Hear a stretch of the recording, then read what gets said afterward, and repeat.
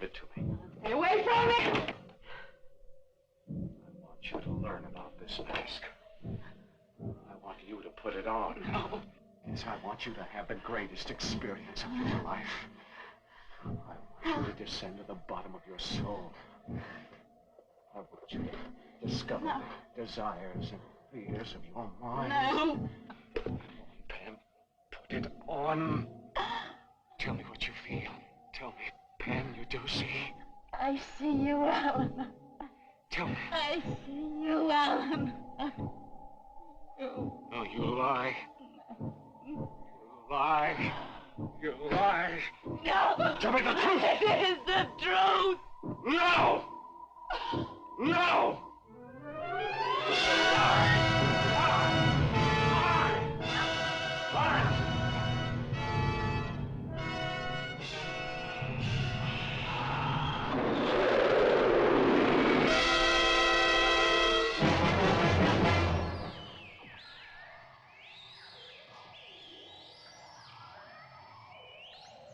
The 3D or stereoscopic filmmaking craze of the 1950s had been adopted, for the most part, in science fiction and fantasy films to exaggerate their spectacular qualities.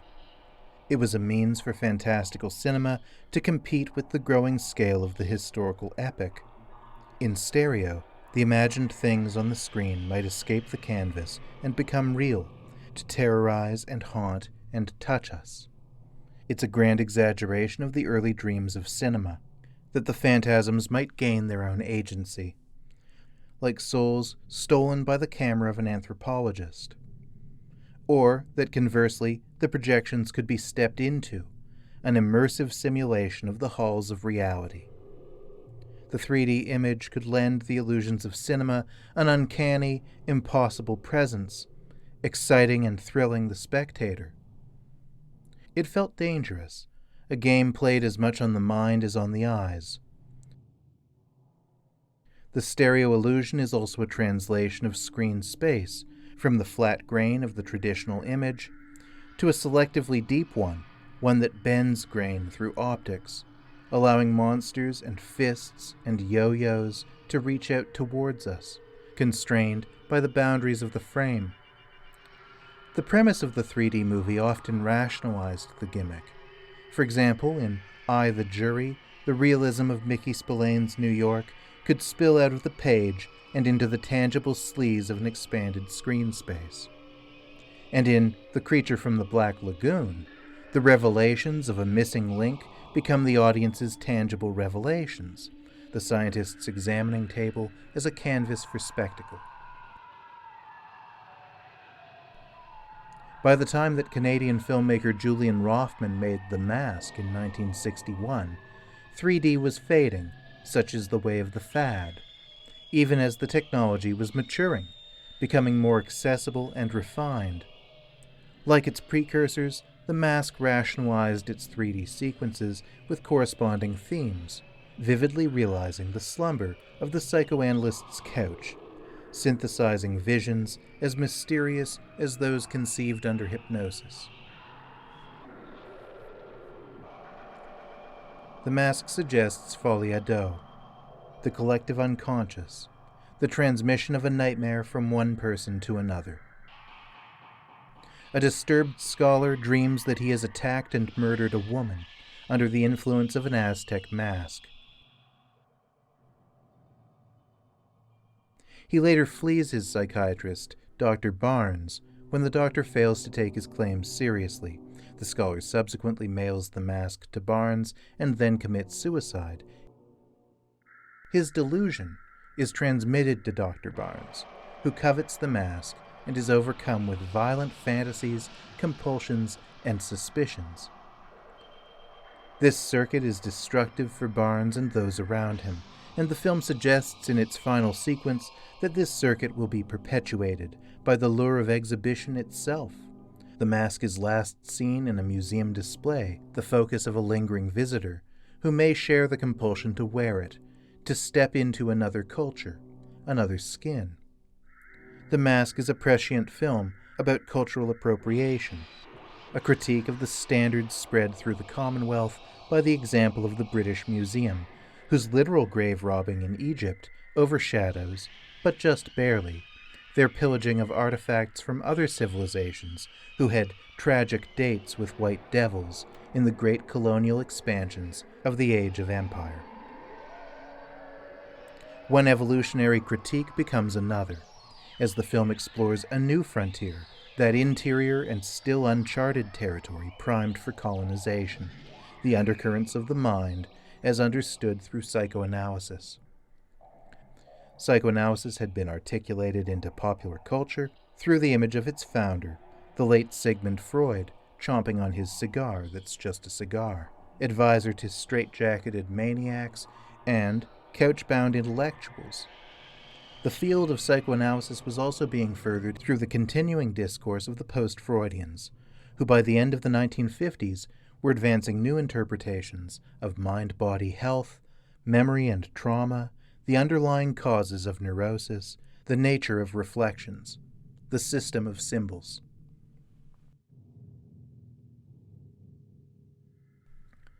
The notion that a fine line separates analyst and analysand, prisoner and jailer, can be traced to the widespread colloquialism of inmates running an asylum, a phrase that denotes the interchangeability of the tortured and the torturers.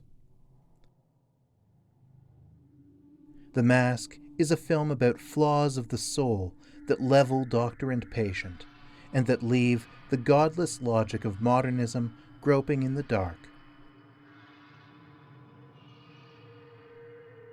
It is in this spirit that The Mask begins with an appeal to authority, offered in the guise of Jim Moran, an eccentric career publicist and prankster who presents himself here as an antiquities expert with special knowledge of masks. Moran's presence reinforces the carnival barker nature of the Gimmick film. He was well known for the stunts he would stage on behalf of clients, which often made literal illustrations out of hackneyed cliches. Changing a horse midstream in a Nevada river, walking a bull through a New York china shop, and spending 10 days searching for a needle in a haystack. His appearance gives The Mask a strange duality. As a film that presents itself with a warning to take seriously the mysteries and omens of ancient cultures, but which also winks at us, offering this lesson by way of a man whose entire public persona was focused on the show of show business. Even concealed, that persona rests just under the surface. Moran's prelude is a utilitarian, professional foregrounding to the story, a timid link to the more outrageous, real-world intrusions of Gimmick filmmaker William Castle. Castle's sense of showmanship had occasionally relied on such fallacies to cast doubt on the viewer's suspended disbelief, authenticating his grim scenarios with nurses and insurance salesmen on hand, a legitimating counterpoint to the cheap thrills of the phantasmal illusion, the seat buzzer, the coward's corner.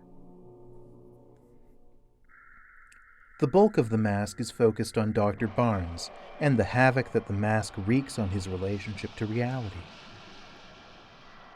It balances his unraveling with an investigation undertaken by the police. In this game of jailers, neither the psychiatrist nor the police are quite aware of one another. Neither can lower their modern biases enough to see what's happening, or to give credence to the dead patient's mystical portents. The most superficial allegory of The Mask is straightforward. This is a film about addiction as a social disease, transmitted from person to person, inhabiting and eroding the individual. The film's cinematography is a maud contrast to conventional composition style.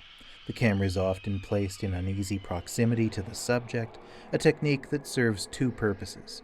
It uses the theater of the actor's face and body to relate the terror of their circumstances, akin to the probing eyes of the analyst on a subject under hypnosis.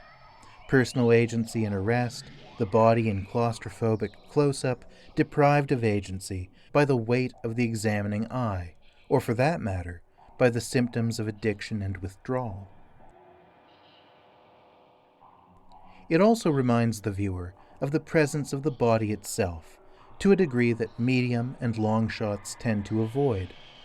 These compositions exploit the close-up, and in doing so they avoid translating the actor into a votive totem, placing the viewer in direct relation to the subject's body.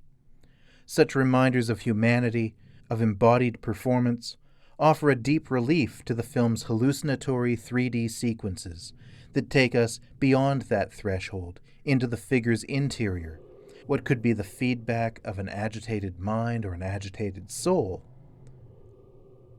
or some distant ancestral memory. Only in these sequences does the mask shift into 3D. When Barnes wears the mask, he is transported into an ancient realm of smoke and pillars, eyeless faces, waxy complexions, sleeping, sacrificial maidens, murderous cultists. It is a realm of magic which the film assures its audience is projected from the subconscious. What makes it terrifying is this suggestion that it is a mirror of the inner workings of the mind, a Freudian window, through which the analysand becomes a puppet to their own desires and fears. The horror of this space lies partly in the utility of its minimalist backgrounds. Three-dimensional objects assume the foreground, and the effect is realized in this simple, stylized space, blank but for a foggy atmosphere that suggests something cavernous, even infinite. In this realm, Barnes encounters his double, a puppet-like figure with a waxy countenance, as if covered in a film of thin plastic that makes him vaguely inhuman and totemic, like a doll, or like Frankenstein's monster. Barnes' transition into this surrogate is marked when the men come face to face, or rather, mask to mask, and the polarities of the image invert, a blast of photonegative, like a bolt of electricity to animate the doll. The surrogate navigates the liminal space of the dream, stumbling, hands extended as if learning to see and touch for the first time. The space is filled with larval sacs, cobwebs, and branches, like an illustration from the pages of Vault of Horror.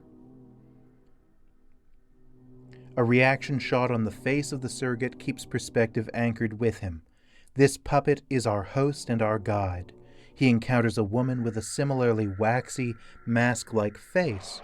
She is a woman the audience has seen in Barnes' waking life, his secretary, Miss Goodrich. When they first see each other, the image alternates between them, he and she, him and her, yin and yang. Two spheres of experience exchanged in a current. This spark of connection is interrupted by a robed cultist who drags her away to the recesses of the cavern. As the surrogate pursues the fleeing figure, he is stopped by yet another robed figure, who strikes out from the negative space at frame right. It is a jump scare to take advantage of the 3D effect, but it's also another signal that this puppet is not in control. Whether this world is of Barnes' making or indeed some ancient drama that is playing out in his subconscious, his surrogate is not in control. Barnes, a man who wields intellectual authority over others, who refers to others as fools, and prides himself for his esteemed medical training, is also this puppet, stymied by the brutish antagonists that live either in his head or simply in the mask. The cultists pop into place with simple trick photography like illusions from the first hours of cinema, as they attend to the maiden on the altar, under the eyes of the mask which looms large above it. Their hands tear at the maiden's flesh and emit flames to torment the surrogate. Much as the surrogate is powerless, blindly grasping with his hands to lead his path through this strange atmosphere, the hands of the cultists are all powerful, turning the living to the dead. In this realm, death is not the end. In Barnes' words, the mask reveals something. The ritual is sacrificial, but it is also transformative. Her flesh stripped away, the sacrificial maiden, now skeletal, is animated again by snakes that emerge from behind her eyes. Indeed, the mask reveals something, a realm of necromancy and magic. In Barnes' second hallucination, the surrogate is beckoned through a cavern of flames by a deformed figure who resembles his dead patient.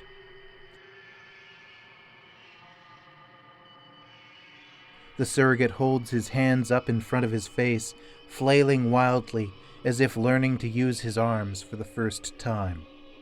Spiders appear superimposed on the image, and he cowers from them, another symbolic encounter with the things that stir terror in the subconscious, as if propelled by a long-entrenched genetic knowledge of danger. The surrogate comes across a psychiatric couch, and Barnes himself manifests on it like the maiden laid upon the altar.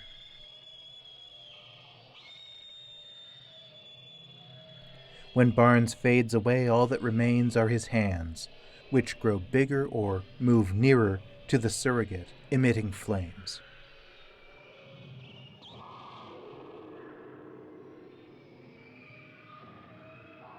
The deformed figure advances on the surrogate, who finds himself on a stone altar attended by cultists. A flaming eyeball descends from the ceiling, and a figure stands before him, wearing the mask, commanding the fire. This figure is a personification of the mask itself, spindly and skeletal.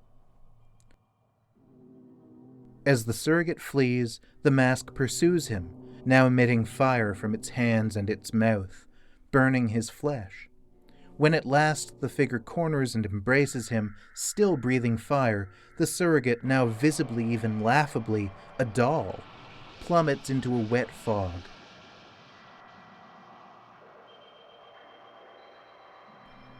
Emerging from it, the surrogate encounters a large sculpture of a hand, its fingertips sconces, the maiden standing at it, beckoning him for an embrace.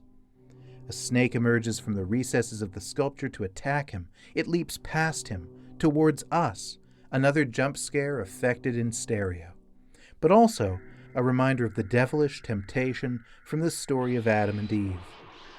The surrogate now sees plainly that the maiden is wearing a mask, and when he removes it, he reveals the face of Miss Goodrich. Her mask, which he now holds, turns into a skull, and he hurls it at the camera. Barnes' anxieties and needs are made explicit by the allegory of these puppets. The role played by Miss Goodrich in his fantasies as damsel in distress, as unattainable object of desire, as goddess, as Eve, as puppet, gives purpose to his surrogate. But the quest to save her is a quest rooted in animal instinct, in a desire to cast away the professional, mannered life of the therapist, the future he has planned with his fiancée. To return to the film's overarching themes of addiction, the mask may be a channel to another world, but it is also a reminder that Barnes' own face is a mask, that the public face of the professional is a courteous mask worn for a society that negates desires and impulses that it deems to be aberrant. What makes the mask an attractive conduit for Barnes is its apparent ability to reach some deeper truth about his nature. Like alcohol or heroin or cocaine, it cuts through the dull make-believe of the everyday and shows him a surrogate of simple, instinctual being. That it also tortures this surrogate is, again, a characteristic of addiction, craven need.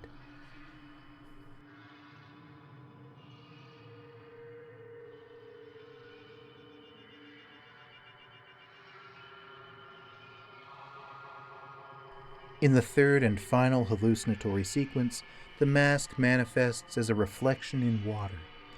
The water is broken by a paddle wielded by Barnes' disfigured patient.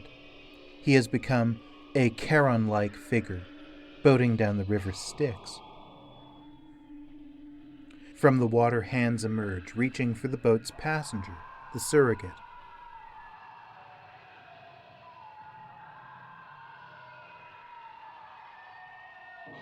The boat passes barns, reclining in sleep, and phantasmal images of skulls float by them.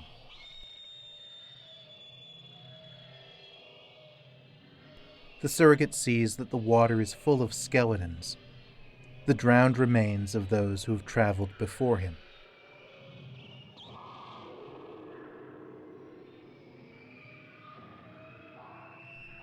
Finally, they approach the mask, looming large above them, bellowing flames as well as images, torrents of glass and stone.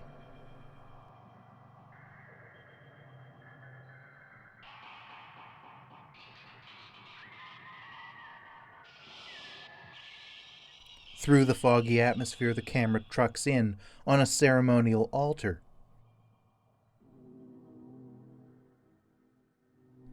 The maiden manifests on the altar, calling out to Barnes. Her legs turn momentarily to bare bones, a strange parallel between the 3D effect and the X-ray image, and a suggestion of the necrophiliac implications of desire. The image of woman, like any image of the object of desire, is dead. As the surrogate approaches and looks down at her face, he sees the mask, illuminated from its eyes. The light dies and is replaced with human eyes. He kisses her. The personified mask appears again, transforming her by magic from woman to mask to skull. As flames emanate from the mask's hands, the skeleton and surrogate embrace.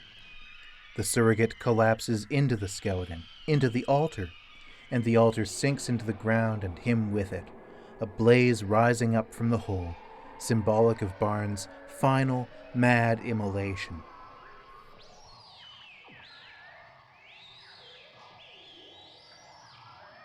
These sequences are credited to Slavko Vorkapich, the experimental filmmaker and montage theorist best remembered for his vanguard contributions to Golden Age Hollywood, sequences that often used mythic and symbolic imagery to make explicit the themes of the films for which they were made.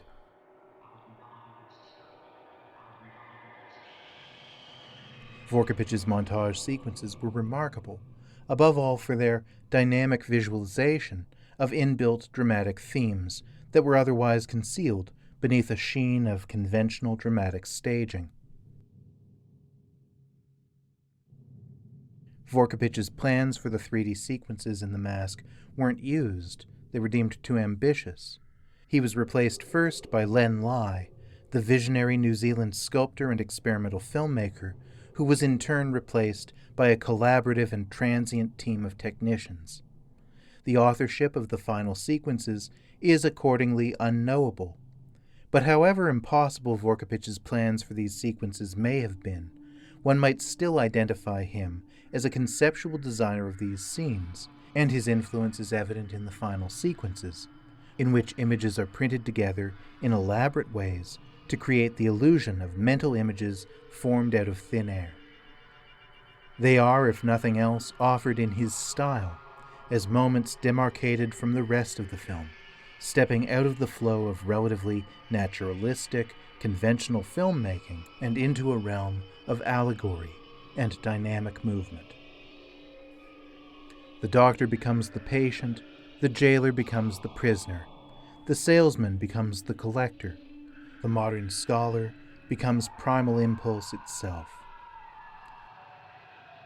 The three-dimensional image is a fashionable affectation, but it's also an invitation into that storm that rages beneath the manicured surface of contemporary experience. The Mask is about a collision of modern and ancient belief. It leaves undecided where these hallucinations originate.